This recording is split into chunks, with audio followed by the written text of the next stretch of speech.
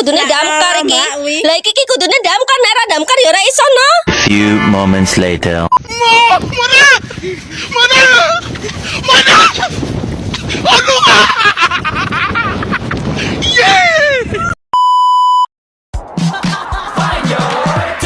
트레저와 함께 달려 Ready for action, let's go 트럭으로 물을 쳐주러 Dalam tubuh manusia, terdapat beberapa organ yang berperan dalam pengeluaran zat-zat sisa hasil metabolisme dalam tubuh yang merupakan sistem ekskresi. Manusia memiliki organ ekskresi yang kompleks dibandingkan dengan makhluk hidup lainnya. Organ-organ ekskresi tersebut sangat penting dalam menjalankan fungsinya, seperti mengeluarkan sisa-sisa metabolisme, mengatur hemostasis tubuh, dan mengatur kadar pH cairan tubuh. Organ-organ ekskresi yang ada pada manusia, yakni kulit, paru-paru, hati, dan ginjal. Salah satu organ yang akan kita bahas adalah ginjal. Ginjal atau ren adalah sepasang organ berbentuk seperti biji buah kacang merah atau ercis.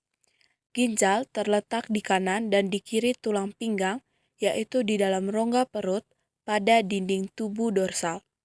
Ginjal berjumlah 2 buah dan berwarna merah keunguan. Ginjal sebelah kiri terletak agak lebih tinggi daripada ginjal sebelah kanan. Sebuah saluran sempit yang disebut ureter terdapat di setiap ginjal. Ureter inilah yang terhubung ke kanting besar yang disebut kantong kemih. Urin dikumpulkan dan disimpan dalam kandung kemih. Selanjutnya fungsi ginjal. Yang pertama, filtrasi darah. Jadi, ginjal bertanggung jawab untuk menyaring darah dan menghilangkan limbah seperti urea, kreatinin, asam urat, dan zat-zat beracun lainnya. Proses ini terjadi di unit fungsional ginjal yang disebut nefron. Setiap ginjal memiliki jutaan nefron yang bekerja secara paralel untuk menyaring darah. Yang kedua, pengaturan keseimbangan air dan elektrolit. Ginjal membantu menjaga keseimbangan air dan elektrolit dalam tubuh. Mereka mengatur jumlah air yang dikeluarkan melalui urin dan mengatur kadar elektrolit seperti natrium, kalium, kalsium, dan fosfat dalam darah. Ini penting untuk menjaga tekanan osmotik yang tepat, keseimbangan pH, dan fungsi normal sel dan jaringan. Yang ketiga, pengaturan tekanan darah. Ginjal berperan dalam mengatur tekanan darah dengan mengendalikan jumlah air dan garam yang dikeluarkan melalui urin. Mereka menghasilkan hormon renin yang mempengaruhi konstriksi atau pelebaran pembuluh darah, yang pada gilirannya mempengaruhi tekanan darah. Yang keempat, produksi hormon.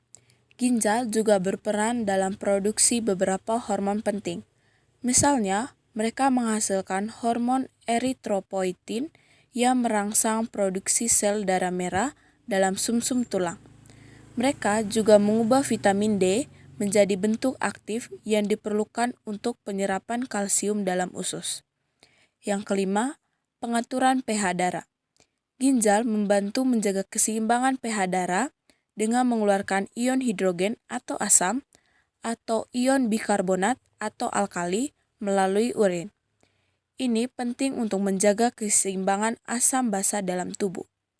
Jadi, ginjal memiliki peran yang sangat penting dalam menjaga kesehatan tubuh dengan menyaring darah, mengatur keseimbangan air dan elektrolit, mengendalikan tekanan darah, menghasilkan hormon, dan menjaga keseimbangan pH darah. Struktur yang pertama adalah lobus ginjal. Lobus ginjal adalah unit struktural dan fungsional terkecil dalam ginjal. Setiap ginjal manusia terdiri dari jutaan lobus ginjal. Setiap lobus ginjal terdiri dari nefron yang merupakan unit fungsional utama ginjal. Nefron terdiri dari glomerulus, tubulus proksimal, lingkup Henle, dan tubulus distal. Yang kedua, hilus ginjal. Hilus ginjal adalah bagian dalam ginjal yang merupakan titik masuk dan keluarnya pembuluh darah, saraf, dan ureter. Di dalam hilus ginjal, arteri renalis membawa darah yang belum disaring ke ginjal, sedangkan vena renalis membawa darah yang sudah disaring keluar dari ginjal. Selain itu, saraf-saraf yang mengatur aktivitas ginjal juga memasuki ginjal melalui hilus. Ureter, saluran yang membawa urin dari ginjal ke kandung kemih, juga keluar dari ginjal melalui hilus. Jadi, hilus ginjal adalah titik masuk dan keluarnya berbagai struktur penting yang terlibat dalam fungsi dan pengaturan ginjal. 3. Sinus ginjal. Sinus ginjal adalah ruang di dalam ginjal yang terletak di antara pelvis ginjal dan korteks ginjal. Sinus ginjal ini merupakan bagian dari struktur internal ginjal dan berperan dalam mengakomodasikan dan melindungi berbagai elemen vital seperti pelvis ginjal, arteri renalis, vena renalis, dan saraf-saraf. Secara umum, sinus ginjal membantu menyediakan tempat untuk struktur-struktur vaskuler dan saraf yang memasuki dan meninggalkan ginjal.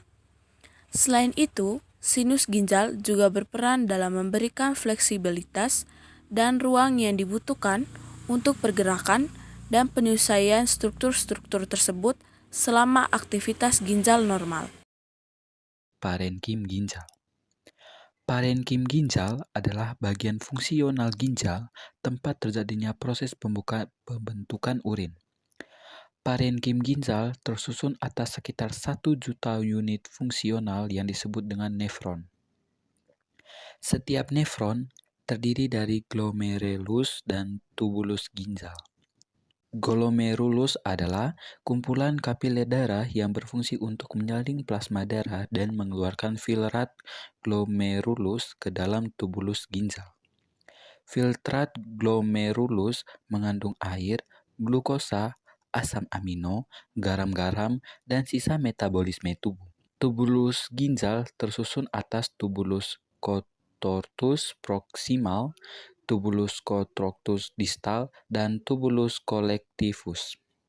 Jadi teman-teman, fungsinya itu adalah untuk mengabsorpsi kembali zat-zat yang masih diperlukan oleh tubuh dari filtrat glomerulus dan mengembalikannya ke pembuluh darah, serta mengeluarkan zat sisa metabolisme dalam bentuk urin ke kandung kemih.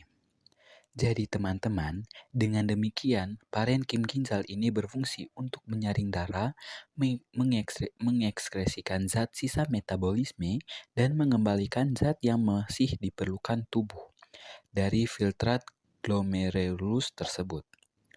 Jadi teman-teman, proses ini menghasilkan urin yang pada akhirnya akan dikeluarkan oleh tubuh. Terdapat 2 bagian dalam parenkim ginjal, yakni sebagai berikut.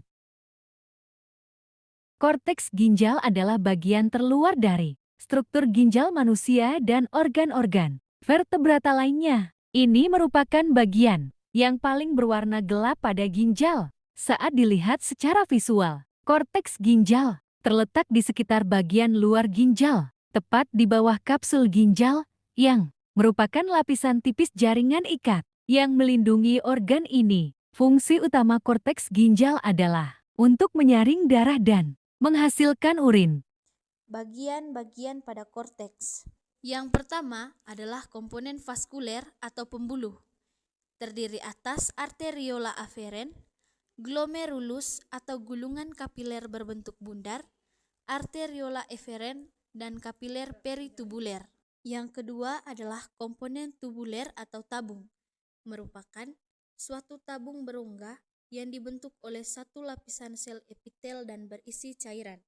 Komponen tubuler terdiri atas kapsul Bowman yang berbentuk cangkir, tubulus contortus proximal, lengkung Henle naik atau ascendent, lengkung Henle turun atau descendent, tubulus contortus distal, dan ductus collectivus. Yang pertama adalah tubulus contortus proximal, merupakan saluran berliku-liku yang terletak di dekat kapsul Bowman. Yang kedua, tubulus contortus distal, merupakan saluran berliku-liku yang letaknya menjauhi kapsul Bowman. Yang ketiga, lengkung Henle, merupakan saluran penghubung antara tubulus contortus proximal dan tubulus contortus distal. Glomerulus dan kapsul Bowman disebut dengan corpuscle renalis atau badan Malpighi. Glomerulus berfungsi sebagai penyaring atau filtrasi plasma ketika darah melewati glomerulus. Kemudian ada nefron. Nefron adalah bagian ginjal yang terletak di sepanjang korteks hingga medula. Nefron dapat dibedakan menjadi dua macam, yaitu nefron korteks dan nefron juxtamedula. Pada nefron korteks, glomerulus terletak di lapisan luar korteks dan memiliki lengkung Henle yang pendek. Sementara itu, nefron juxtamedula memiliki glomerulus yang terletak di lapisan dalam korteks dan memiliki lengkung Henle yang panjang hingga menjulur ke bagian medula. Kapiler peritubuler pada nefron juxtamedula membentuk lengkung vaskuler yang disebut vasa recta. Nefron sendiri berfungsi untuk mengambil cairan dan nutrisi dalam darah agar tidak ikut terbuang. Nefron juga menyaring dan mengeluarkan racun dan limbah sisa metabolisme dalam darah. Struktur parenkim ginjal bagian yang kedua, yaitu bagian medula atau bagian dalam. Nah, medula ini terdiri atas 15-16 massa triangular atau 3 sisi yang disebut piramida ginjal, yang tersusun dari sistem tubulus berukuran mikroskopis. Sistem tubulus pada medula meliputi lengkung Henle atau ansa Henle, descendens dan ascendens, ductus collectivus, serta ductus papillaris Bellini. Ujung dari setiap piramida disebut papila ginjal, yang permukaannya seperti saringan karena terdapat banyak lubang kecil yang dilewati oleh tetesan urin. Papila menuju ke kaliks minor yang berhubungan dengan saluran pengumpul urin. Struktur ginjal bagian kelima, yaitu pelvis ginjal atau pelvis renalis. Pelvis ginjal merupakan rongga perluasan ujung proksimal atau bagian atas ureter. Ujung ini bercabang menjadi 2 atau 3 kaliks major. Setiap kaliks major bercabang lagi menjadi 8-18 kaliks minor yang langsung menutupi papila ginjal. Kaliks minor berfungsi menampung urin yang terus-menerus keluar dari papila. Dari kaliks minor, urin masuk ke kaliks major, selanjutnya ke pelvis renalis.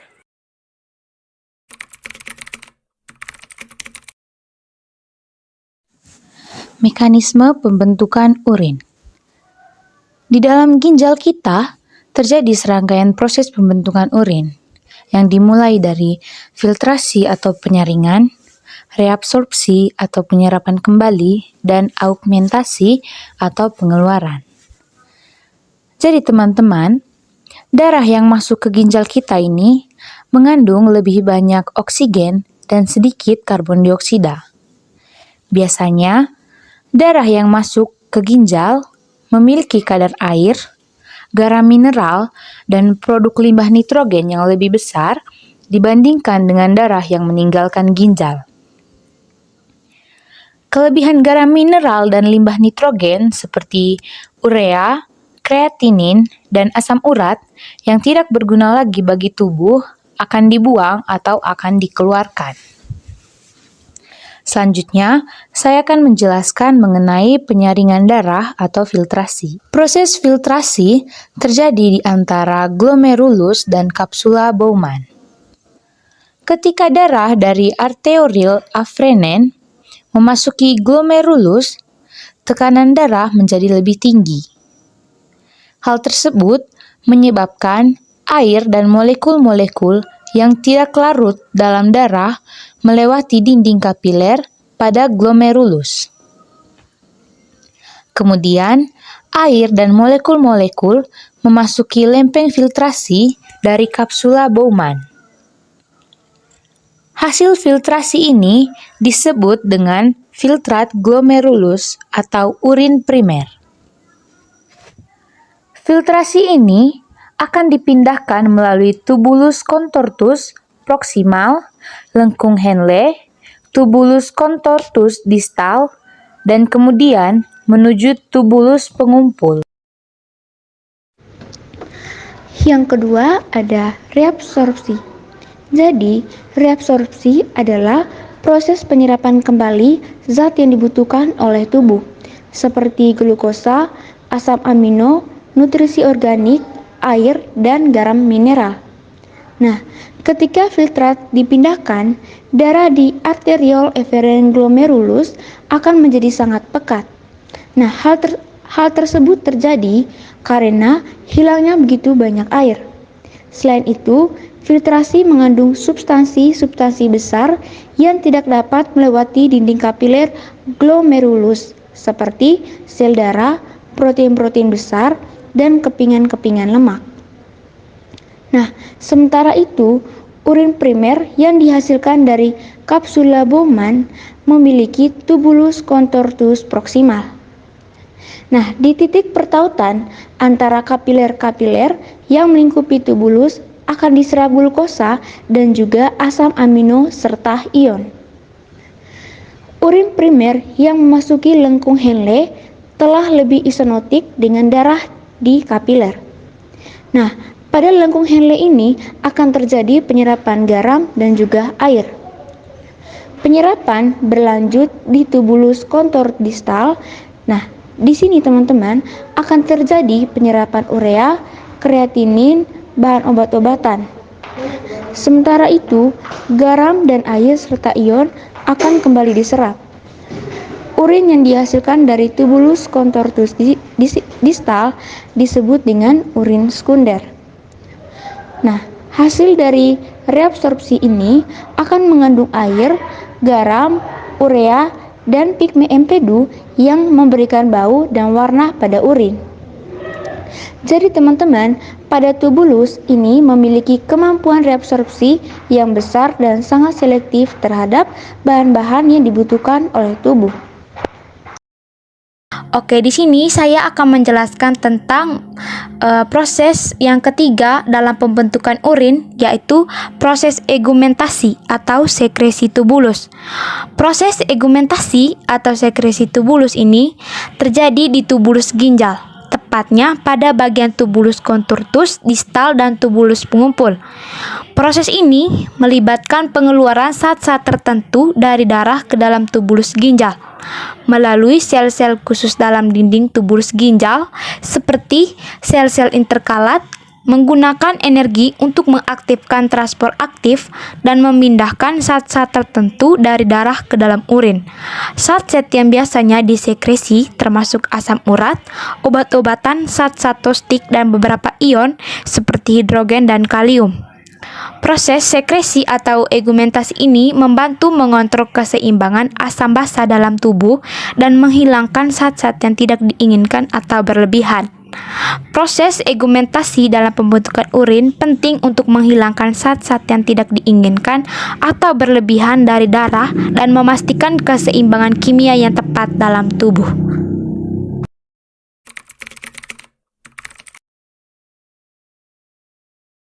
Di sini saya akan menjelaskan tentang ureter.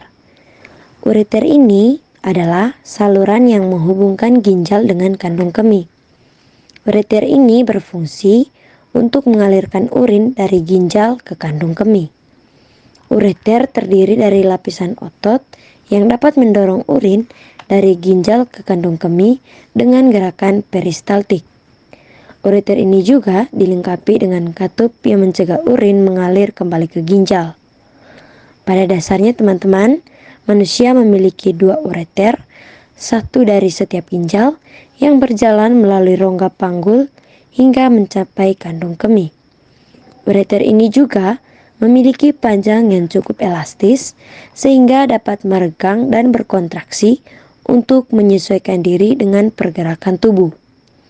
Masalah kesehatan yang terkait dengan ureter dapat meliputi penyumbatan, infeksi, atau adanya batu ginjal yang dapat menghambat aliran urin.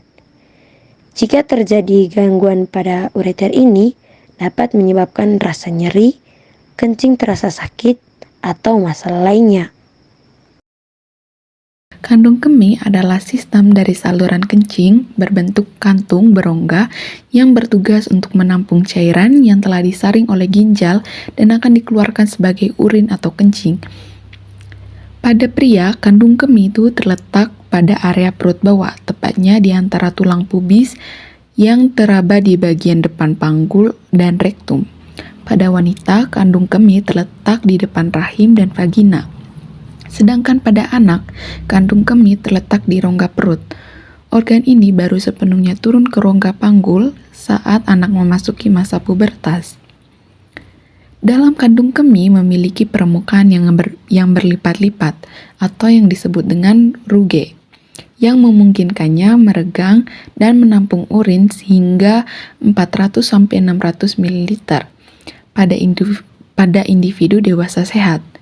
Dinding ini terbentuk oleh otot detrusor yang memungkinkan kandung kemih berkontraksi untuk mengeluarkan urin atau berelaksasi untuk menahan urin. Di bagian dasar kandung kemih terdapat dua sfinkter uretra, satu di dalam atau interna dan satu di luar atau eksterna, yang menjaga urin tetap di dalam kandung kemih hingga sinyal saraf menyuruhnya berkontraksi dan mengeluarkan urin. Kombinasi kontraksi detrusor dan relaksasi sfinkter uretra ini yang memicu proses berkemih atau buang air kecil. Berikutnya di sini ada fungsi dari kandung kemih. Utamanya, fungsi kandung kemih ini untuk menampung urin yang diproduksi oleh ginjal dengan kapasitas normal sebesar 300-500 ml. Apabila terisi oleh urin, kandung kemih akan mengembang dan berkontraksi saat sedang buang air kecil. Dan di sini lebih lanjutnya mengenai fungsi dari kandung kemih. Yang pertama ada untuk penyimpanan urin. Fungsi utama kandung kemih adalah tempat untuk penyimpanan urin sementara sebelum dikeluarkan dari tubuh. Ketika ginjal memproduksi urin tersebut mengalir melalui ureter ke kandung kemih. Kandung kemih dapat mengembang dan menampung urin dalam jumlah tertentu atau dalam jumlah dari 400-600 ml sebelum merangsang dorongan untuk buang air kecil. Yang kedua ada pengosongan urin. Kandung kemih juga berperan dalam proses pengosongan urin atau buang air kecil. Ketika kandung kemih terisi dan mencapai kapasitas tertentu, impuls saraf dikirim ke otot-otot sfinkter uretra untuk rileks, memungkinkan urin mengalir keluar melalui uretra dan dikeluarkan dari tubuh. Saya akan menjelaskan mengenai saluran uretra. Langsung saja, teman-teman perlu kita ketahui sama-sama bahwa fungsi uretra yang utama adalah untuk pengeluaran urin dari kantung kemih. Uretra adalah bagian dari sistem saluran kemih pada setiap manusia, baik laki-laki maupun perempuan. Uretra ini terletak di daerah panggul. Saluran ini terdiri dari jaringan epitel, sel otot polos, dan jaringan ikat. Uretra memiliki dua sfinkter, yaitu otot yang berperan sebagai katup yang dapat membuka dan otot yang berperan sebagai katup yang dapat menutup. Uretra adalah bagian dalam sistem kemih manusia yang membantu seseorang untuk mengeluarkan urin dari dalam tubuhnya. Baik laki-laki maupun perempuan memiliki uretra. Namun, letak dan saluran uretra keduanya memiliki perbedaan. Secara anatomi, uretra pada pria dan uretra pada wanita memiliki perbedaan. Pada pria, jika dilihat secara anatomi, dapat dibagi menjadi 3 bagian, yaitu yang pertama uretra prostat. Uretra prostat dimulai dari leher kantung kemih dan melewati kelenjar prostat. Uretra bagian ini menerima saluran ejakulasi, mengandung spermatozoa dari testis dan cairan mani dari kelenjar vesikula. Dan saluran prostat mengandung cairan alkali. Bagian ini adalah bagian terluas dan paling dapat melebar dari organ tersebut. Yang kedua, uretra membranosa. Bagian ini melewati dasar panggul dan kantong perineum dalam. Uretra membranosa dikelilingi oleh sfinkter uretra eksternal dan menyediakan kontrol untuk berkemih. Dan yang terakhir, uretra penis atau bulbus. Ketika penis terangsang, kelenjar ini akan memproduksi cairan pelumas ketika seorang pria terangsang. Di bagian kepala penis, uretra akan melebar. Sedangkan pada wanita secara anatomi dapat dilihat dari perbedaannya yaitu di bagian panjang. Pada wanita, uretra cenderung pendek sekitar 4 cm. Ini dimulai di leher kantung kemih yang dikenal sebagai leher dan meluas ke bawah melalui area otot dasar panggul. Sebelum mencapai lubang, urin melewati sfinkter uretra. Ini adalah struktur otot yang membantu menahan urin di dalam tubuh sampai dikeluarkan. Uretra membuka ke area antara labia minora atau bibir vagina. Lubang dari organ ini terletak tepat di depan lubang vagina. Organ ini juga dilapisi oleh selapis sel yang disebut epitel. Kelenjar di dalam uretra menghasilkan lendir. Lendir ini membantu melindungi epitel terjadi kerusakan dari urin korosif. Perlu diketahui, karena uretra wanita lebih pendek, maka risiko terkena infeksi saluran kemih akan jauh lebih tinggi daripada pria. Gagal ginjal. Gagal ginjal merupakan salah satu gejala atau penyakit yang sering terjadi pada manusia, khususnya pada organ ginjal. Gagal ginjal terjadi ketika ginjal tidak lagi mampu menjalankan fungsi normalnya dalam menyaring racun dan limbah dari darah. Ada beberapa penyebab utama gagal ginjal. Yang pertama itu diabetes. Diabetes dapat merusak pembuluh darah di ginjal yang mengakibatkan penurunan fungsi ginjal. Yang kedua, tekanan darah tinggi. Tekanan darah tinggi atau hipertensi bisa merusak pembuluh darah di ginjal, sehingga ginjal tidak bisa bekerja dengan baik. Yang ketiga, penyakit ginjal kronis. Kondisi ini terjadi ketika ada kerusakan ginjal yang berlangsung lama, dan biasanya disebabkan oleh penyakit seperti diabetes atau hipertensi. Yang keempat, penyakit autoimun. Penyakit seperti lupus dan skleroderma bisa merusak ginjal. Yang kelima, obstruksi. Jika aliran urin terhalang, seperti oleh batu ginjal atau pembesaran prostat, bisa menyebabkan kerusakan ginjal. Yang keenam itu penggunaan obat-obatan tertentu. Beberapa obat seperti obat antiinflamasi, non-steroid, dan antibiotik tertentu yang bisa merusak ginjal jika digunakan dalam waktu atau dalam dosis tinggi. Berikutnya penjelasan mengenai cuci darah. Cuci darah atau hemodialisis adalah prosedur perawatan untuk menyaring limbah dan air dari darah, sama halnya seperti fungsi ginjal dalam tubuh. Sehingga prosedur ini bisa disebut sebagai pengganti ginjal yang sudah rusak.